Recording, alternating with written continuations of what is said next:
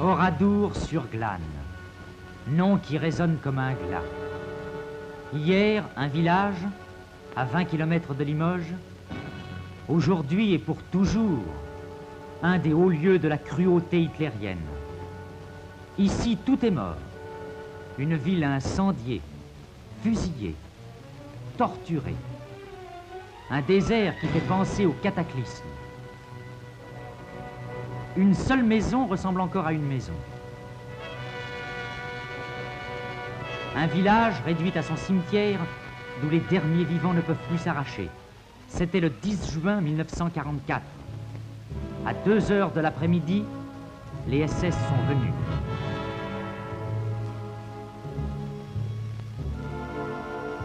Ils ont rassemblé toute la population sur cette place. D'un côté, les hommes, de l'autre, les femmes et les enfants. Les hommes, on les a emmenés dans des granges et abattus. Et puis on a mis le feu à leurs cadavres. Un des rescapés miraculeux nous guide à travers ces décombres atroces. Les femmes et les enfants, on les a rassemblés dans l'église et on les y a mitraillés et brûlés vifs.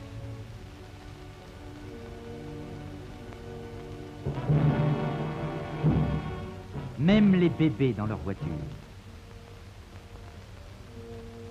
Par cette fenêtre, une femme a pu s'enfuir, une seule. Plus de 1000 morts. Toute la population d'un village de France a été tuée soigneusement, méticuleusement. Le bruit de la culasse qu'on arme, clac, clac, clac. Ça, je l'ai encore dans la tête. Oradour, c'est pas un truc qui s'oublie.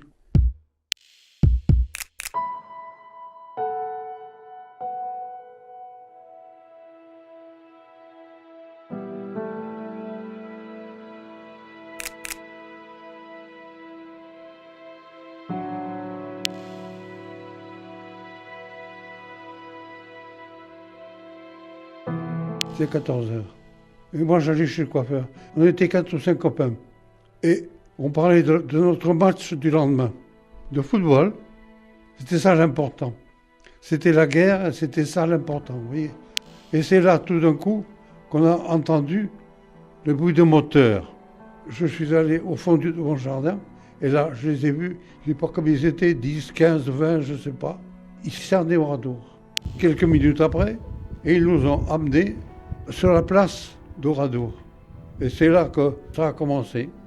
Ils avaient demandé au maire des otages. Il avait refusé. Et c'est là qu'ils ont dit, bon, les femmes et les enfants à l'église. Nous, ils nous ont mis en rempart 3, tête vers le mur, pour ne pas regarder. Ceux qui nous gardaient sont venus en face de nous. Ils étaient 4 ou 5. Il y en a un qui a posé sa mitrailleuse. Il s'est couché. On l'a regardé faire. Oh, oh, oh, on disait. Fais pas l'idiot. Hein. On riait, nous. Il y a eu après la visite, je pense que c'était un sous-officier, qui est venu leur parler. Et c'est là que notre ami Joseph nous a dit, ils vont nous tuer. Ils vont nous tuer. Arrête, Joseph, tu dis ces conneries. Joseph, il avait raison. On l'a pas cru. Et aussitôt, un ordre, et ça a tiré. Premier coup, tout de suite, j'ai pris 2 balles en bas des jambes, je tombe. Et en tombant, j'ai pris 2 autres balles dans le haut des cuisses. Et tous les copains, c'est eux qui m'ont sauvé. Ils me sont tombés dessus. Et alors, quand ça s'est arrêté, combien de temps ça dure, j'en sais rien. 1 minute, 2 minutes, ça se calme, ils parlent entre eux. Et tout d'un coup, j'entends le bruit caractéristique, la culasse, qu'on tire, clac, clac, clac, pour mettre la balle dedans. Et pof, ça tire. Clac, clac, clac, et ça tire. Ils étaient en train de donner le coup de grâce. Il est monté sur le tas de cadavres, et tout ce qui bougeait encore, toc. Le bruit de la culasse qu'on arme, clac, clac, clac. Ça, je l'ai encore dans la tête. Et à la fin, il est venu, le pied sur l'épaule. Et là, je lui ai dit, c'est pour toi, Marcel. Et quand il a tiré, c'est pas moi. C'est pas moi. C'est celui qui était sur moi. Je ne savais pas qui c'était. C'est qu'après que j'ai su, c'était Joseph. Et Joseph a été tué là. Je l'ai senti qui tressaillait et qui s'est arrêté. Alors là, quand tout le monde a été tué, ils ont commencé à nous recouvrir de paille, de foin.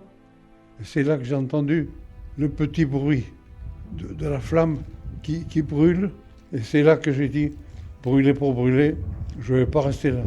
Je suis sorti et nous sommes retrouvés à 5 dans le fond de la grange. J'ai eu beaucoup de chance. J'ai eu beaucoup de chance. Oui, j'ai eu de la chance de m'en sortir. J'ai eu la chance de toucher les premiers. Je n'ai pas eu d'artère de toucher. Pour ça, je suis vivant. Et j'ai encore dans la tête. J'ai encore dans la tête.